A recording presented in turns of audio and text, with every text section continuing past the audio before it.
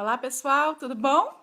Estamos aqui hoje em mais um Facebook Live, dessa vez numa terça-feira, o que não é usual, né? A gente costuma fazer todas as segundas-feiras, mas a gente teve que fazer uma mudança extraordinária essa semana e estamos aí mais uma vez em mais um Facebook Live, sempre com bastante discussões, né? Bastante conteúdo para a gente conseguir aí ajudar essas organizações do país a conquistarem aí não só a acreditação, mas conquistarem um patamar que efetivamente garanta a segurança do paciente, né? Essa é a nossa maior força e o nosso maior desafio. Entrando aí já bastante gente, Jorge Costa, seja bem-vindo. Não esqueçam de falar de onde vocês estão falando. Eu sei que o Jorge é do Rio. Cláudia Mara e Ana Paula Georgenon, nossas avaliadoras, sejam bem-vindas. Conta pra gente de onde vocês estão falando hoje. Às vezes vocês estão em visita. Elisa Simões, seja bem-vinda. Cleide Silva Souza, muito boa noite, Cleide. Tatiana Lourenço, acabei de falar com a Tati, seja bem-vinda. Lone Clay Fulco de Olinda, olha, muito bem, seja bem-vindo. Jorge do Rio. Fátima Barreto, seja bem-vinda, Fátima. Alessandra Fock de Jundiaí. Muito bem, já temos aí 14 pessoas. O Wanderson falou, excelente tema, muitas perguntas. Oba, vamos lá, Wanderson. Tatiana, boa noite, fala de Salvador hoje, Tati. Curtindo aí as praias baianas? Com certeza não, né? Só trabalhando. Fabiana Pedroso Espíndola de Jundiaí também. Cláudia Mara de Cambuí, Minas Gerais, muito bom. Salomé Melo, seja bem-vinda. Juliana Graque, a Graziella, seja bem-vinda. Janete Rodegueri, Passo Fundo, bem-vinda, Janete, boa noite. A Graziella fala de Indaiatuba. Aline Salles fala de Caxias do Sul. O Jorge falou bela paisagem do fundo, tema de verão, né, Jorge? No Facebook Live passado foi o tema de Natal, hoje é tema de verão, porque tá muito calor. Não sei se aí no Brasil também tá, mas aqui na Austrália tá bastante calor. A Lani Clay Fulco compartilhou nosso vídeo. Que bom, Lani Clay, vai ajudando a gente a compartilhar e deixar mais gente aí participando do nosso vídeo. Leandro Romani, Dr. Leandro, seja bem-vindo. Aliana Lobo, bem-vinda, como sempre aí presente. Já passamos aí das 21 pessoas. Quem mais? Quem mais? Tem mais gente aí que ainda não se apresentou. 23. Ana Paula falando de São Paulo. Muito, muito bom, pessoal. Então vamos lá. Cláudia Cal, que é a Cláudia de Belo Horizonte. Já temos aí Jundiaí e Belo Horizonte e Minas empatados. A Liana de Maceió, muito bem. Falou que parece a terra dela, é verdade. Maceió só sol, né, Liana? Muito bom. Então vamos lá. Então a gente vai falar hoje sobre os passos importantes, né, para a gente conseguir chegar à tão sonhada acreditação ONA. Eu acabei de olhar aqui no site da ONA, atualizadíssimo, né? Lembrando que aí no final do ano a gente tem muitas certificações, a grande maioria ainda não foi homologada, então esse número até o final do ano vai crescer, né? E o IBS participando muito disso, graças a Deus. Juliana Fernandes de Natal, bem-vinda, Juliana. Sônia, boa noite, Sônia. De onde você fala? A Liana falou, sol sempre, é isso aí. Acabei de olhar lá, olha só. No site da ONA, hoje, nós temos 528 homologações. Isso quer dizer que temos 528 instituições que foram certificadas, né? Ou acreditadas, que é a grandiosa maioria, ou certificadas com o selo de qualificação da ONA.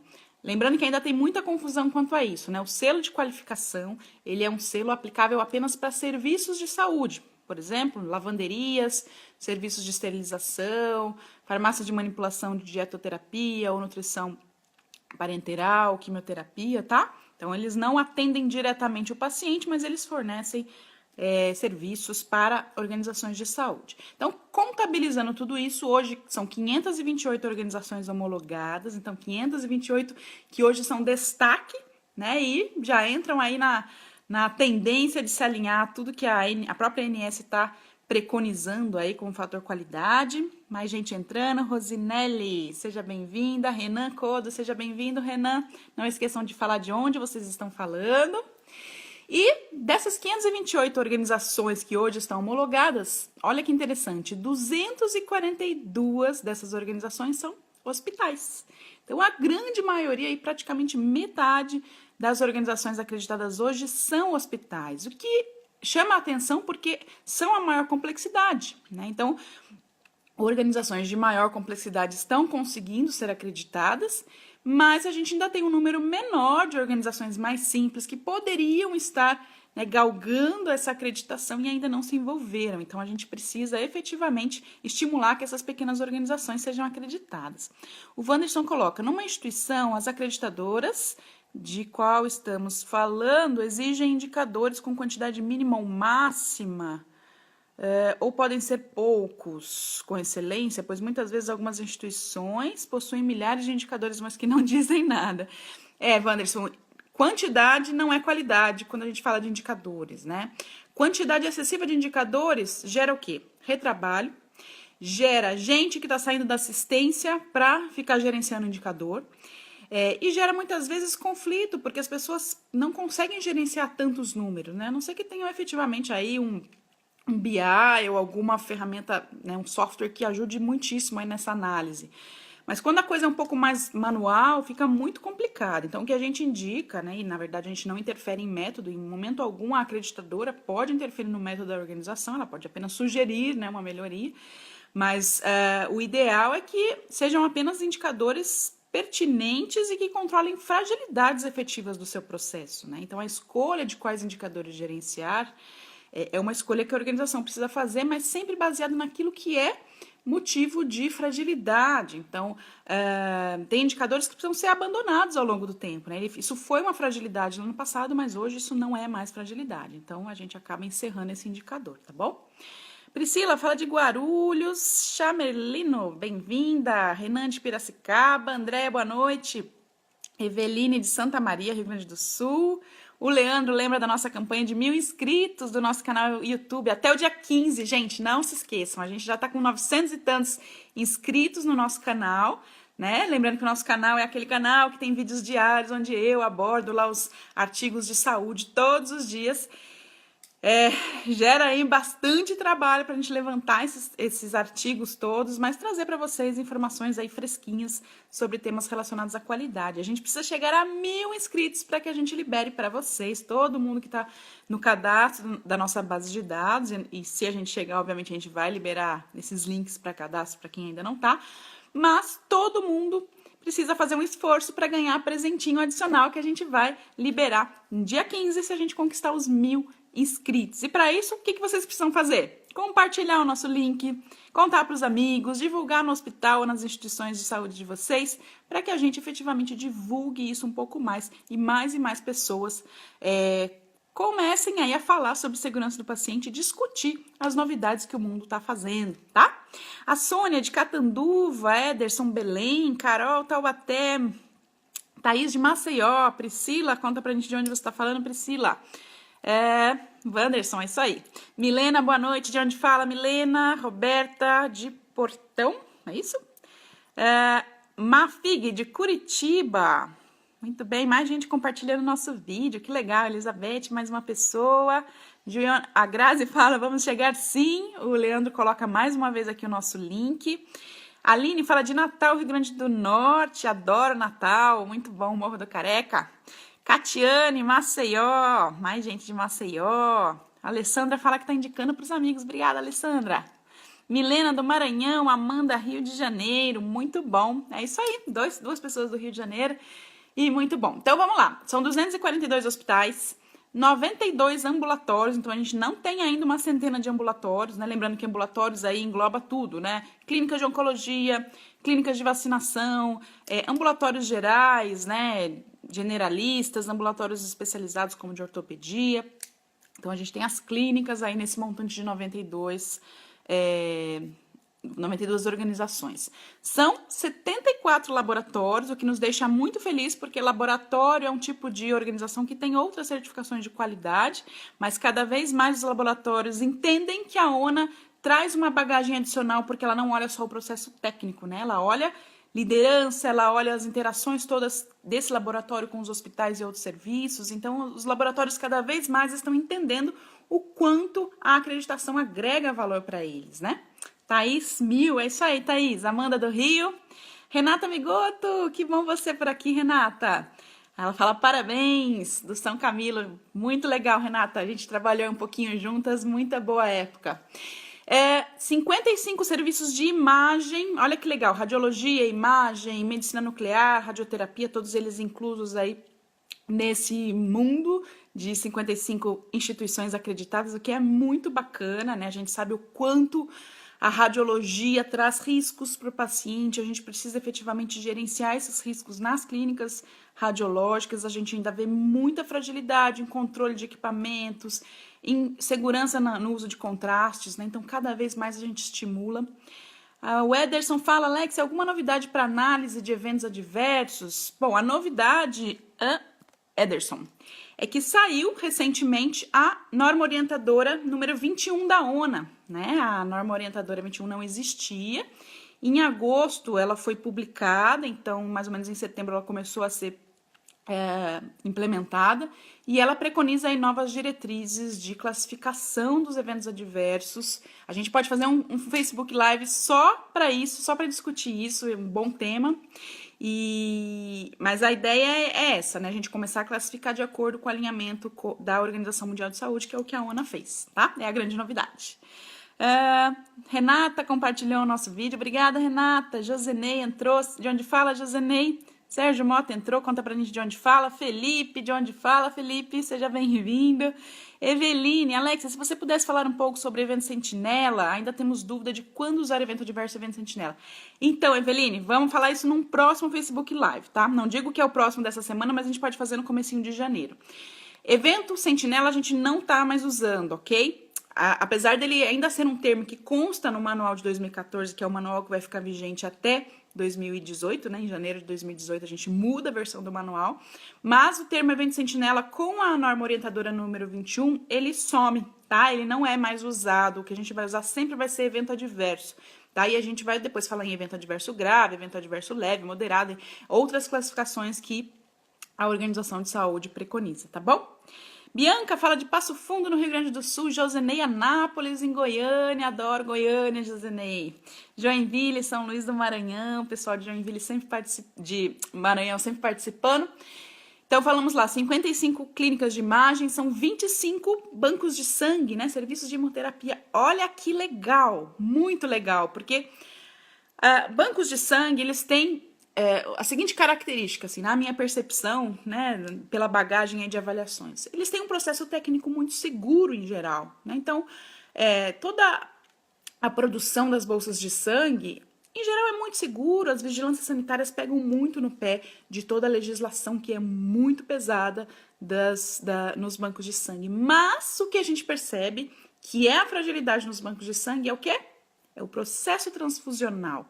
Né? O ato transfusional hoje ele é muito inseguro. Por quê? Porque os bancos de sangue hoje, os comitês de hemoterapia, eles não estão quebrando as barreiras de sair ali do seu núcleo e capacitar a equipe multiprofissional dos hospitais, das clínicas e outros serviços de saúde para que o ato transfusional efetivamente seja seguro e bem gerenciado. Tá? Então, esse é um problema e a gente precisa aumentar, obviamente, o número de bancos de sangue acreditados. Dani fala de Brasília, seja bem-vinda, Dani. O Felipe é da revista Melhores Práticas, aí nosso parceiro, muito bom, falando excelente trabalho. Obrigada, nosso, né, Felipe? É isso aí, todo mundo aí ajudando a divulgar os conceitos de segurança do paciente. Tatiane, Cascavel, Paraná, muito bom. É isso aí.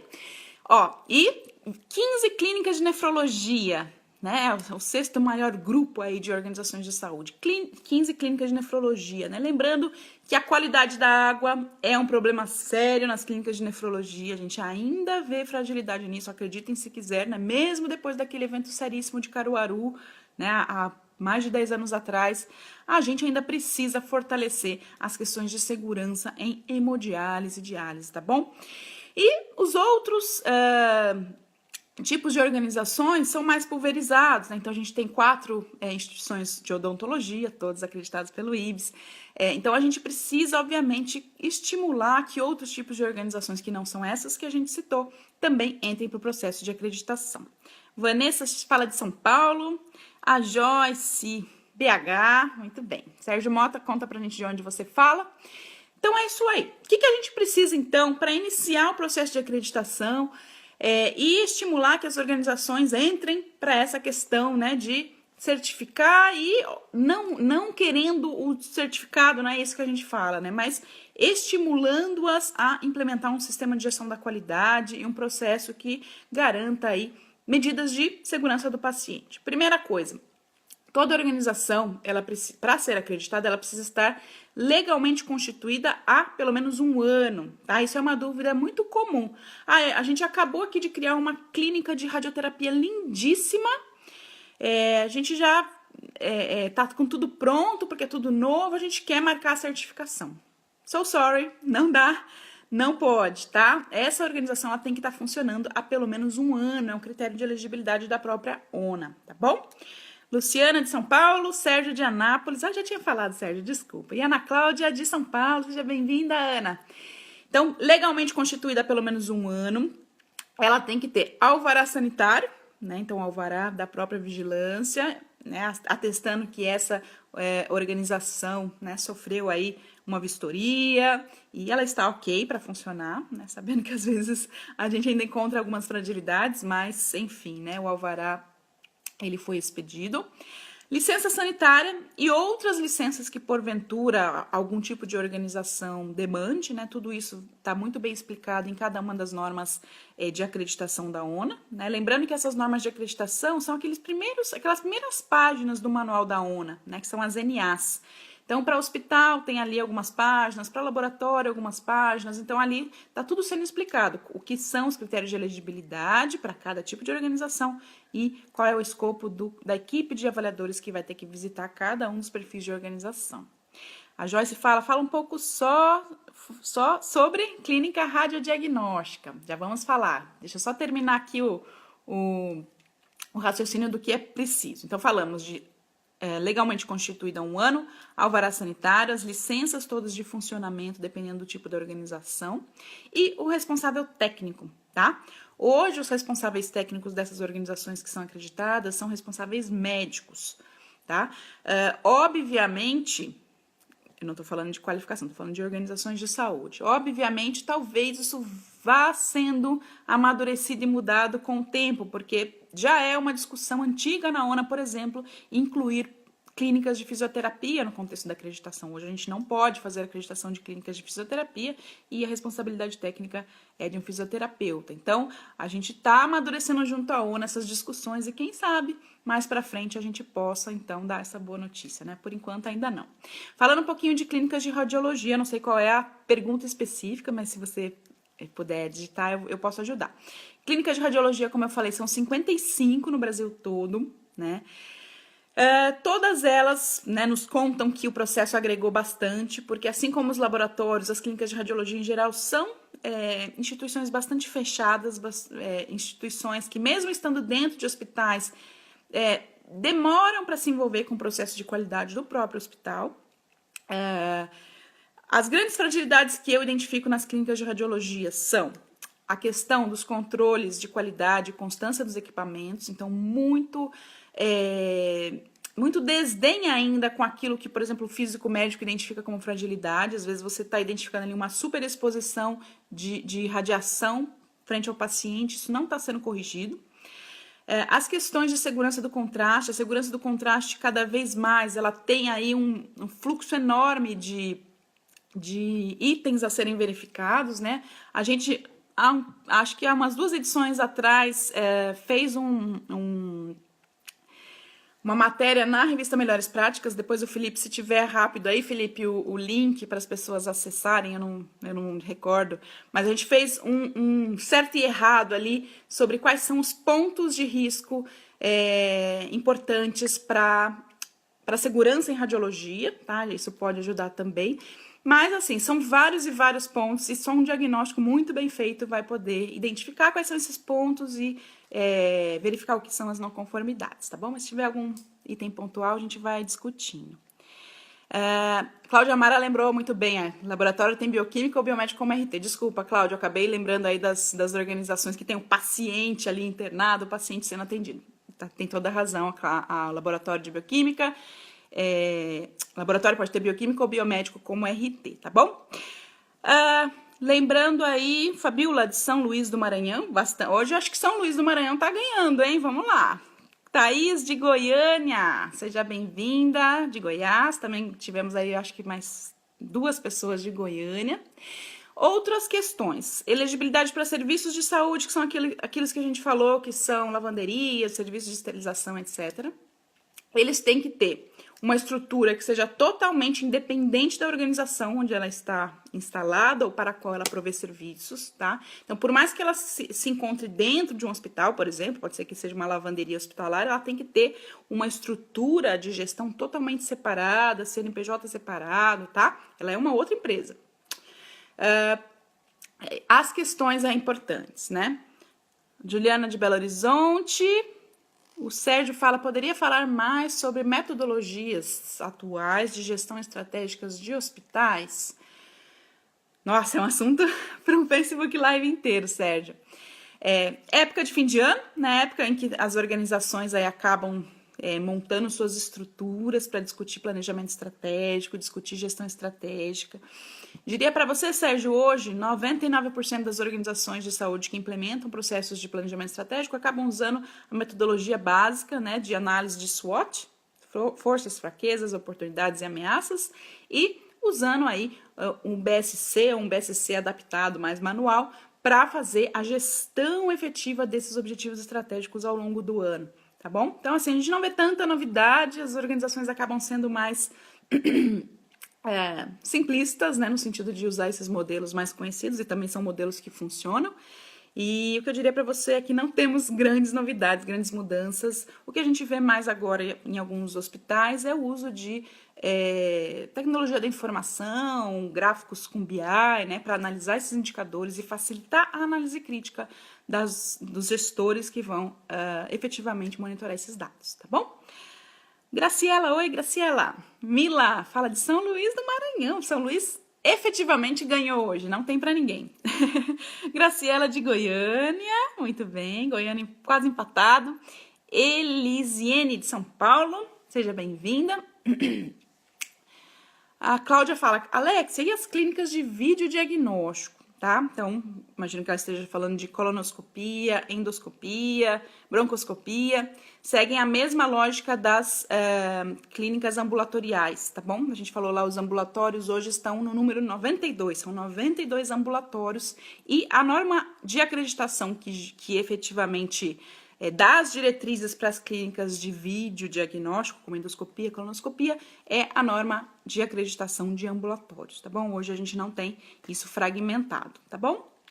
Fabiola, Alexia, por favor, fala um pouco sobre o processo de acreditação no hospital psiquiátrico, pois acho um grande desafio na implantação da cultura de segurança. Muito desafio, Fabiola. Não é impossível, né? A gente tem aí, né, o maior hospital psiquiátrico da América Latina, que é o IPQ, do Hospital das Clínicas da USP, que é nosso cliente, Ives, né, com muito orgulho, a gente tem um carinho, assim, enorme pelo IPQ, porque o IPQ,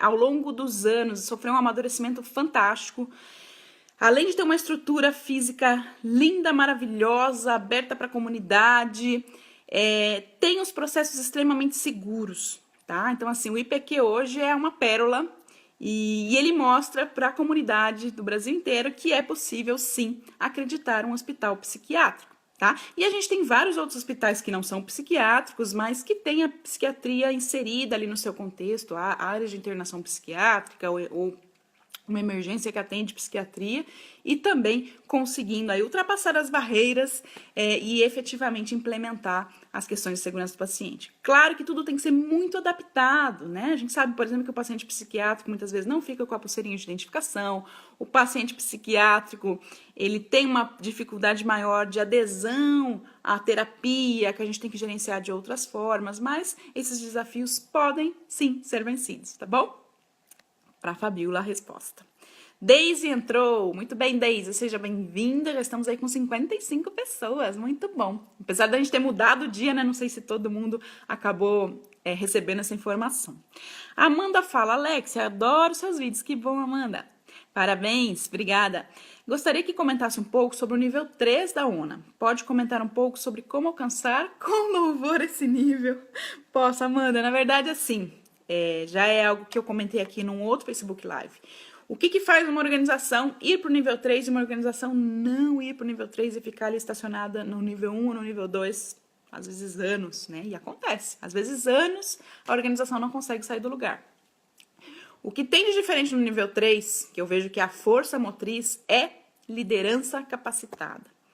Liderança capacitada, primeiramente, na questão de ser líder, né? Então na questão de gerir pessoas, na questão de gerir equipes, gerir times de trabalho. Liderança capacitada em uso de ferramentas da qualidade, né? Então a liderança ela tem que ser expert, por exemplo, em analisar causas de eventos, ela tem que ser expert em estruturar indicadores, analisar criticamente os indicadores e principalmente gerar os ciclos de PDCA, né? Os ciclos de melhoria contínua, que é o que a gente tanto fala no nível 3. Então, se fosse para dar uma dica aqui pessoal, né, eu daria a dica de invista na liderança, e a liderança vai levar vocês para o nível 3. E, obviamente, eu acho que uma segunda dica adicional é faça benchmarking em instituições que são nível 3, né? Faça visitas, entenda o que eles fazem ali de diferente na gestão da qualidade. Com certeza você vai ter ótimas ideias para levar para a sua organização. Verena fala, Alex, você está de parabéns, que bom. Curso de formação avaliadora Zona. Olha, a Verena está no nosso curso hoje. Muito bem, muito trabalho daqui para frente. É isso aí, Verena, você viu o tanto de informação que a gente provê no nosso curso de formação de avaliadores. É muita informação, mas não é pouca não. São quase 300 páginas com slides, é uma apostila enorme. A gente provê esse curso aí em 16 horas, né? Um desafio. Mas a gente efetivamente quer que as pessoas recebam essa bagagem grande de informações e consigam ou ser avaliadoras ou implementar isso nas próprias organizações.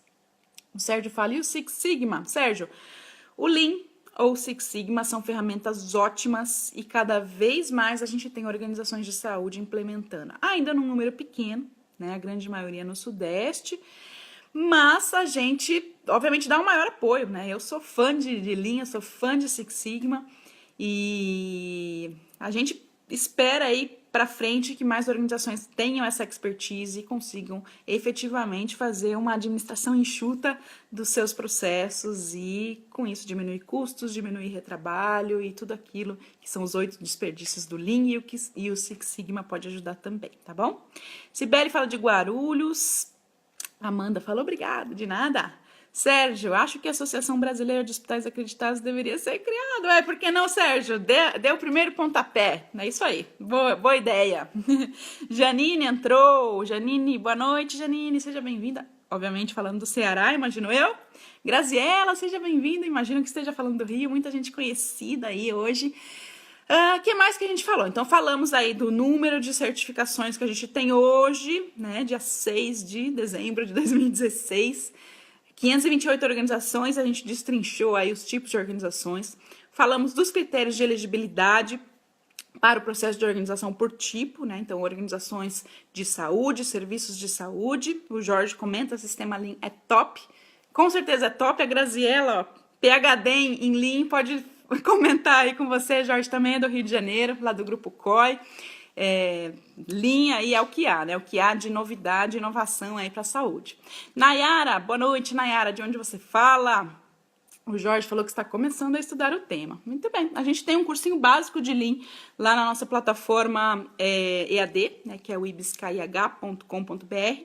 É um cursinho rápido, de poucas horas, mas que já dá uma abrangência aí, pelo menos para as pessoas saberem o que é Lean, as ferramentas básicas e tentar já estruturar alguma coisa nos seus processos. É claro que o Lean, ele envolve aí, muitas vezes, anos de estudo, né? Uma ferramenta aí fantástica e o Six Sigma sempre ajudando também, tá bom?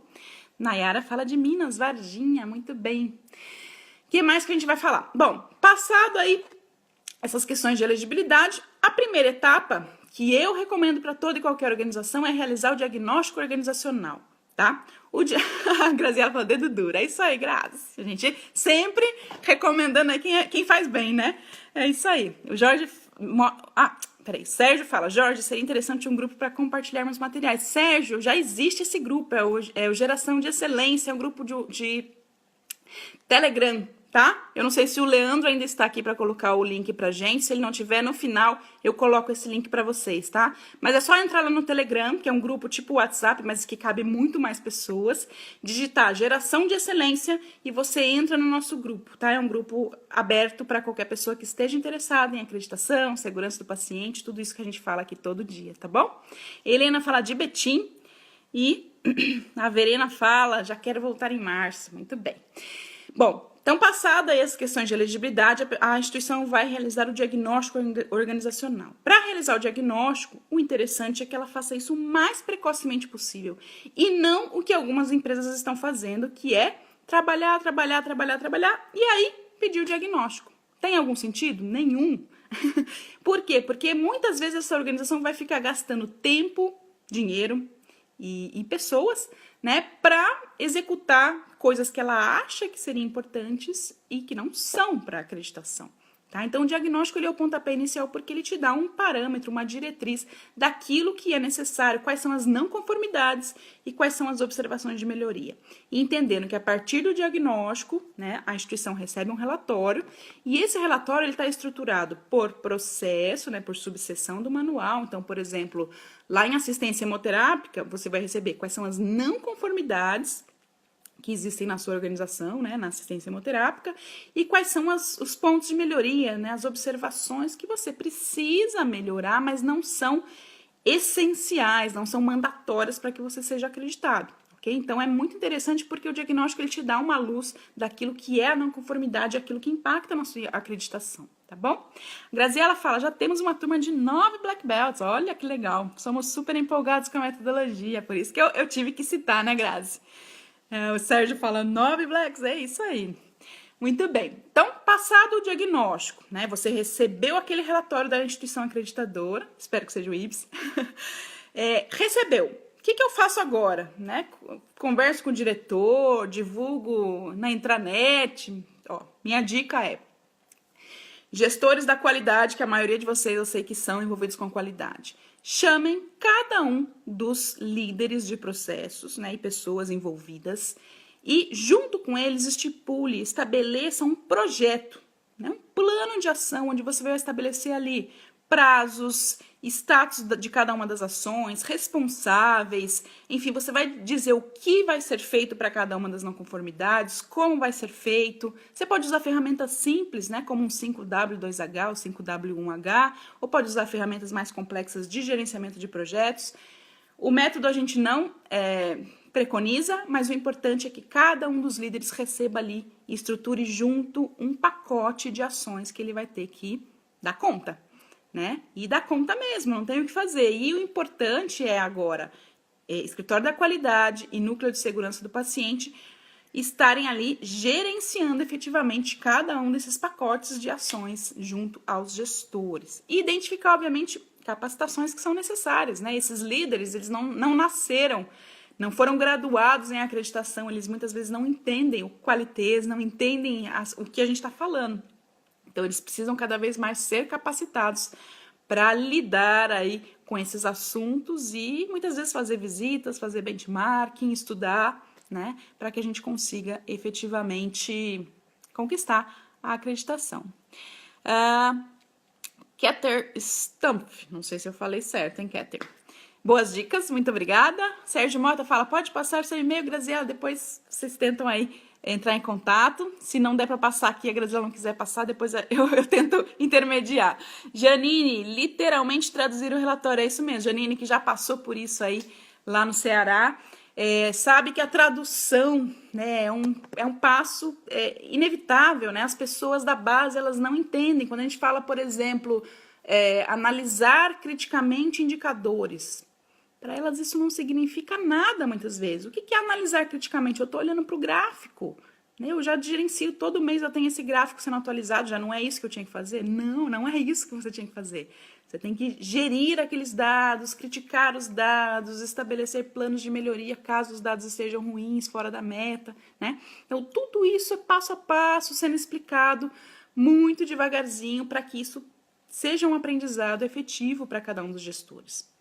Não só gestores, mas toda a base, toda a organização, né? Pode colocar, Graziela, deixo sim, não tem que deixar nada não. Se vocês quiserem, se encontrem lá no Geração de Excelência, que é o nosso grupo de Telegram, e aí lá a gente discute com mais afinco as questões específicas. Sérgio Mota, um curso modular em EAD seria interessante, por que não, Sérgio? Pensaremos sobre o assunto. Aliana, demora um tempo para a tradução do qualitês. É isso aí, Aliana. Qualitês, infelizmente, são termos, né, que a gente tem na gestão da qualidade. Não é só em saúde, né? A gestão da qualidade como um todo, ela usa uma metodologia específica, ela usa termos muito específicos aplicados às questões que são importantes, né? Então, como eu falei, análise crítica de indicadores não é uma coisa que a gente aprende na graduação de enfermagem, de farmácia, de medicina. A gente não aprende isso, o que é uma grande fragilidade, né? Se a gente tivesse mais gestão da qualidade, mais tópicos de segurança do paciente na graduação, talvez a gente estivesse num outro momento de amadurecimento dos próprios temas de gestão da qualidade e segurança do paciente no nosso país, né? Infelizmente, a gente tem esse retrocesso, né? Como a gente não recebe isso na graduação, a gente acaba aprendendo tempos depois. Mas nunca é tarde, né? Acho que sempre a gente pode efetivamente caminhar. O Leandro acabou de colocar o link para o nosso grupo de Telegram. Entrem lá, a gente sempre tem discussões diárias sobre temas legais, as pessoas trocam figurinhas, trocam materiais, é muito bacana. A Amanda perguntou como entro no grupo de Telegram. O link tá aí em cima, que é o link que o Leandro colocou. Amanda, depois é só você puxar. O Jorge Costa também colocou aí, olha o link. A Viviane, atrasada, não tem problema, mas chegou. O importante é chegar, né, Viviane? A Liana, com o tempo tudo fica mais claro. É o tempo. Thaís Muniz, excelente assunto. Obrigada, Thaís. Leandro, abaixe o aplicativo no seu telefone ou computador. Lembrando, o Telegram, ele é bacana porque você pode colocar ele no seu computador, não é só o celular, né? Então, às vezes você está trabalhando ali e já está verificando ou fazendo perguntas para as pessoas no seu próprio computador, tá bom? Então, é uma questão bem legal. Então, falamos aí do diagnóstico, né? Preparar as pessoas para o qualitês, capacitá-las, fazer cursos, tá? Passada essa fase do diagnóstico, você então vai ter que identificar o momento certo onde a instituição esteja preparada. Então, identificar esse momento é uma expertise que o gestor da qualidade tem que ter, junto com a alta liderança, né? Para não expor a organização para uma visita que tem custos. E lembrando que uma organização que não é acreditada na visita, ela tem que ficar ali, ela tem um direito a uma segunda visita em até 90 dias, né? Ou ela fica 1 ano sem poder pedir uma segunda visita, caso ela não consiga se reorganizar nesses 3 meses de atuação, tá bom? Então, não é uma penalidade, mas é uma maneira em que a ONA conseguiu fazer com que as organizações não ficassem pedindo visitas de acreditação sem estarem preparadas, tá bom? A Juliana fala, Alex, você falou do ponto-chave para alcance do nível 3, liderança capacitada. E para o nível 2, qual o ponto-chave que você considera? Ponto-chave para o nível 2, Juliana, que é a gestão integrada, é justamente fazer com que cada um dos processos saia do seu casulo, saia da sua caixinha e comece a enxergar a cadeia de valor que existe dentro da organização. Lembrando, o que é cadeia de valor? Cadeia de valor é toda a interligação entre clientes e fornecedores. Então, por exemplo, o centro cirúrgico, ele tem como cliente, por exemplo, a emergência, né? Então, ela tem ali cirurgias de urgência que estão chegando para o centro cirúrgico tem que processar essas cirurgias. Por outro lado, o centro cirúrgico é cliente do almoxarifado, é cliente da farmácia, é cliente do banco de sangue. Então, essa estrutura toda de clientes e fornecedores internos e externos é o que a gente chama de cadeia de valor. A partir do momento em que a gente identifica essa cadeia de valor, a gente tem que começar a fazer as interações entre processos. Então, o que a gente precisa para que o processo entre centro cirúrgico e agência transfusional seja o mais efetivo possível? Então, a gente tem que, por exemplo, preconizar regras de reserva cirúrgica. Como é que vão ser feitas as reservas cirúrgicas antes da cirurgia? Quais são os critérios de segurança? Como é que essa bolsa tem que ser armazenada caso ela não tenha sido utilizada na cirurgia? E como é que ela vai ser reintegrada no estoque? Então, essas questões específicas é o que a gente chama de contratos entre clientes e fornecedores nas organizações. tá? Então, isso é uma questão importantíssima para o nível 2 e, obviamente, gestão de processos, né? Então, o mapeamento dos processos, o gerenciamento de processos através de indicadores que estejam alinhados às fragilidades também fazem parte aí desse nível 2. Só tudo isso. Mas é um processo natural, né? Acho que as organizações que passam pelaquela fase da segurança, elas necessitam agora de um processo estruturado e organizado, né? Então, a gestão de processos vem para isso.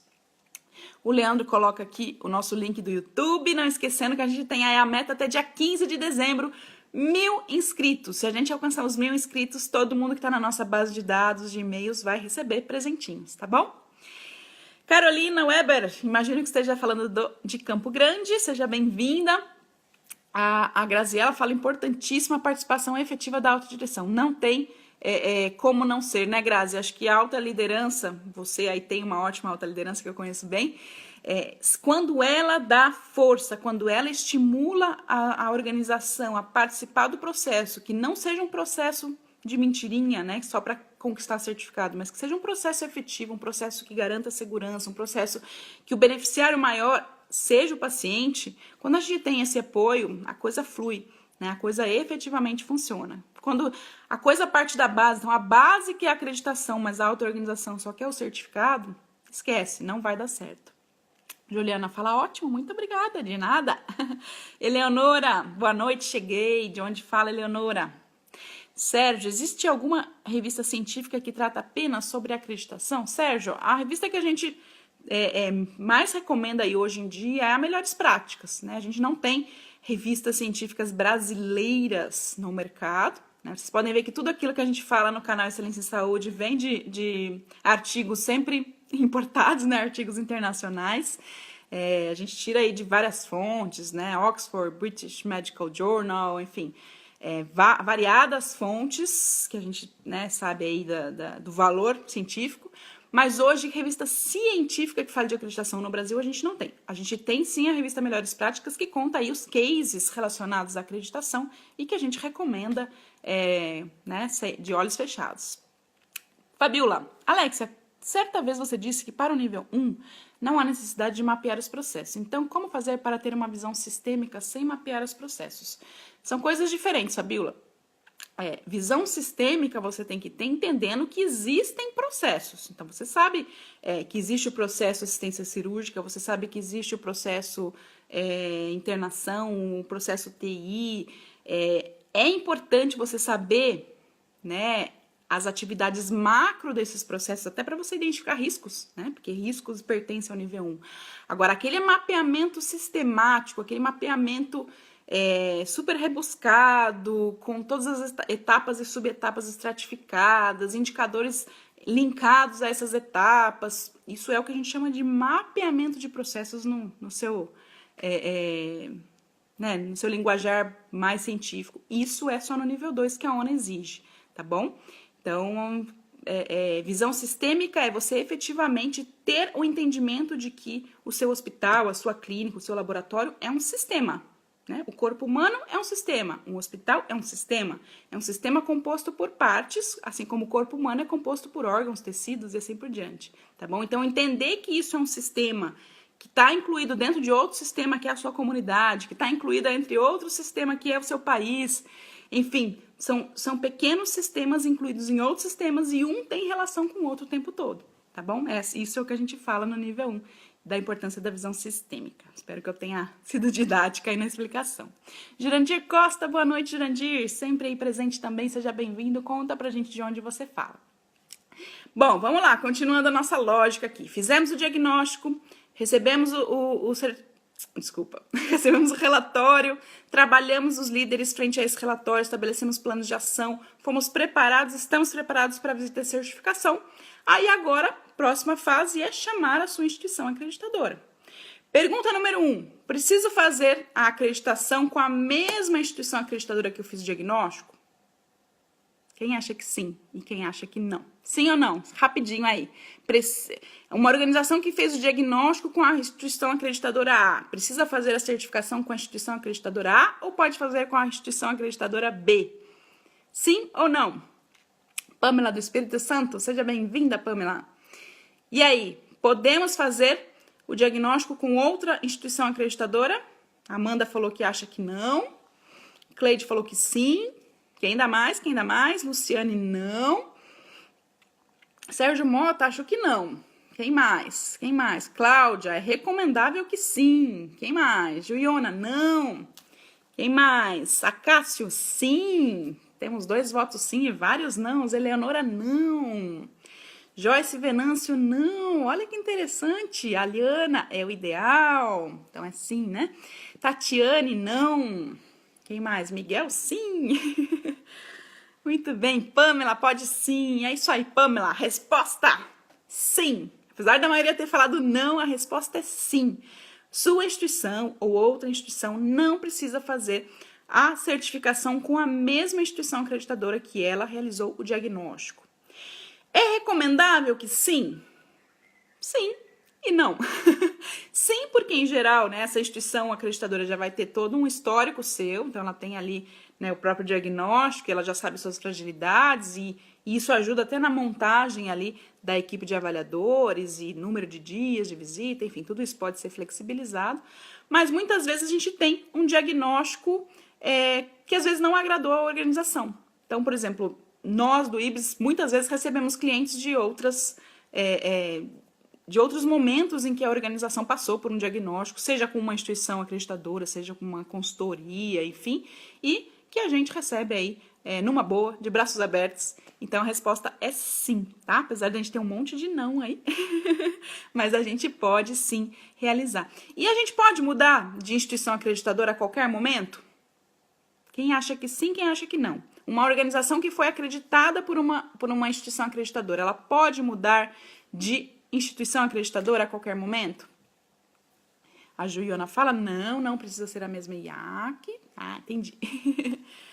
E aí, pode ou não pode? Uma instituição que está acreditada já há 5 anos com a mesma instituição acreditadora, ela pode mudar?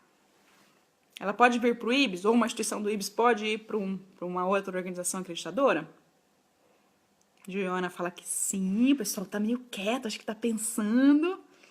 A Cláudia fala, em qualquer momento, não. A Luciane fala sim. É isso aí, gente, a Cláudia tá certíssima. Não é em qualquer momento, tá? Para uma instituição, no momento que ela tá ali entre 2 certificações, então lembrando que a certificação nível 1 e nível 2 vale por 2 anos e a nível 3 vale por 3 anos. Se no meio desses 2 anos, a instituição ali, 1 ano depois de ser acreditada, ela quer mudar de acreditadora, ela tem que submeter um processo, né, uma carta, uma explicação muito grandiosa para a ONA. Tá? Então, explicando os motivos, o porquê da insatisfação, se é que é insatisfação, enfim, né?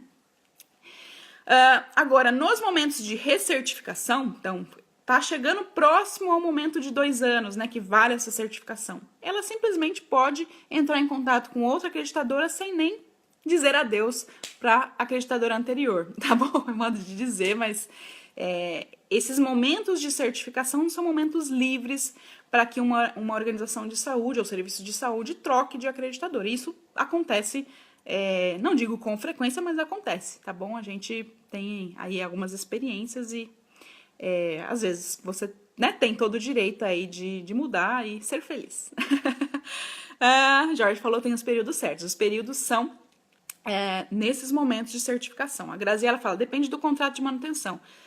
É que não depende do contrato, Grazi. Na verdade, assim, a própria ONA não deixa que você troque ali no meio do processo, né? Como eu falei, é muito difícil, a gente já teve organizações que queriam mudar para o IBS no meio do processo e aí a ONA acabou falando, não, tem que esperar ali o processo de 2 anos mesmo, tá? Então, é isso. Né? Não é impossível, mas você vai ter que submeter todo um processo junto à ONU, explicando os verdadeiros motivos para que ela deixe você mudar antes do processo de finalização da recertificação. Bom, passado, então, essa fase toda do diagnóstico, você já está preparado, ok? Você vai, então, pagar as taxas, né? Lembrando que no site da ONA, que é o www.ona.org.br, já está atualizada a tabela de taxas para 2017. A organização de saúde ou serviço, ela tem 2 taxas a serem pagas. Uma que é para a ONA, né, por usar a metodologia, E a segunda, que é para a instituição acreditadora, que vai arcar com os maiores custos, né? Custos de avaliadores, enfim, todo o processo logístico é da instituição acreditadora. Então, mas aí esse valor que a acreditadora vai propor, né? Isso vai variar dependendo do número de leitos, o perfil da organização, tipo. Então, por isso, até que as organizações acabam fazendo aí orçamentos diferenciados em várias acreditadoras. Lembrando que a taxa de certificação atual, agora a partir de janeiro de 2017, é R$ 41,67 por leito. Isso é a taxa da ONA, tá? Então, se você tem 100 leitos, você vai pagar aí R$ 4.167, tá bom? Isso é a taxa da ONA, não tem nada a ver com a visita de certificação. Depois da visita de certificação, você vai contratualizar aí com a sua instituição acreditadora. Para organizações que não têm leitos, né, como clínicas, laboratórios, etc., o valor atual agora para 2017 está em R$ 20,56 por funcionário. Então, se você é uma pequena clínica de vacinação que tem ali 10 funcionários, você vai pagar apenas R$ 205,60 de taxa da ONA, tá bom? Claro que tem ali as taxinhas mínimas, tá? Quando é muito pouquinho assim, a ONA tem ali a tabelinha mínima, que não vai ser esse valor que eu falei, que eu não lembro de cor, mas a lógica é isso. Quem tem leito, conta por leito. Quem tem só funcionário e não tem leito, a contagem do valor para a taxa da ONA é feita por funcionário, tá bom? É isso aí. Quem mais? Tatiane Nemitz, seja bem-vinda, Tati. Nossa avaliadora aí, muito bem-vinda. Bom, gente, não se esqueçam, ó, em fevereiro a gente vai ter um curso no IBS, que é um curso presencial, que se chama Estruturação de... Como é que era? Como implementar escritórios da qualidade em organizações de saúde, tá? É um curso presencial, vai acontecer em São Paulo, vai acontecer no IBS, tá? A gente agora tem uma estrutura aí de realização de cursos no próprio IBS. Então vai ser muito bacana, porque a gente vai estar ali com a nossa equipe pertinho de vocês e dando todas as dicas aí de como estruturar um escritório da qualidade, que é indispensável, né? Ele não é requisito do manual, mas ele, para uma gestão eficaz, ele é indispensável, tá bom? Última chamada, não esqueçam de se inscrever no nosso canal do YouTube, compartilhar, chamar os colegas para a gente atingir ali os 1.000 inscritos até o dia 15 de dezembro e a gente liberar os materiais como presentinhos de Natal para todo mundo, tá bom? Não sei se vocês têm mais dúvidas, eu não tô vendo mais nenhuma perguntinha aqui. A Liana tá falando, tem previsão do curso de avaliador para 2017? Liana, a gente tá quase fechando um curso no comecinho do ano para o Nordeste, que é ótimo aí para você, mas a gente só vai soltar essa informação quando a gente efetivamente tiver fechado aí todos os detalhes, tá? A gente vai liberar um cronograma anual de cursos do IBS esse ano, né? A gente não costumava liberar um cronograma anual, esse ano a gente vai fazer isso para que as organizações aí se planejem. Olha, eu quero fazer 3 cursos do IBS esse ano, eu sei que vai ser o de maio, o de junho e o de novembro, né? Para que vocês consigam aí pactuar até junto com as organizações de vocês as dispensas. 1.000, vamos lá, gente, é o Jorge Costa falando. É isso aí, Jorge. A Joiona fala, esse pagamento para a ONU é pago por número de leitos ou número de funcionários de acordo com o perfil de cada instituição? Somente na primeira inscrição? Infelizmente não, Grazi. Essa taxa é feita por visita, tá bom? Por processo. Jorge fala, compartilhem. E essas taxas que eu falei são para certificação, mas existem taxas que são mais baixinhas para manutenção, tá bom? Então, assim, é um casamento eterno de vocês com a ONU. A Liana fala, eba, muito bom. Então, logo, logo a gente vai soltar o nosso cronograma. A Eveline fala de Porto Alegre, mais gente do Sul. Cristiane fala, o curso de escritório da qualidade vai ter também EAD? Ainda não tem previsão, Cristiane, a gente não tem nenhuma perspectiva ainda de que esse curso vai ser EAD, tá bom? Não são todos os nossos cursos que viram EAD, e tem cursos agora que são só EAD e não são presenciais, como é o curso de formação de consultores, que está sendo um sucesso, está sendo muito bacana, a gente tem aí muita gente inscrita, claro que dentro do limite que a gente estabeleceu, mas está sendo muito bacana, são 104 aulas e está sendo bem rico, bastante informação.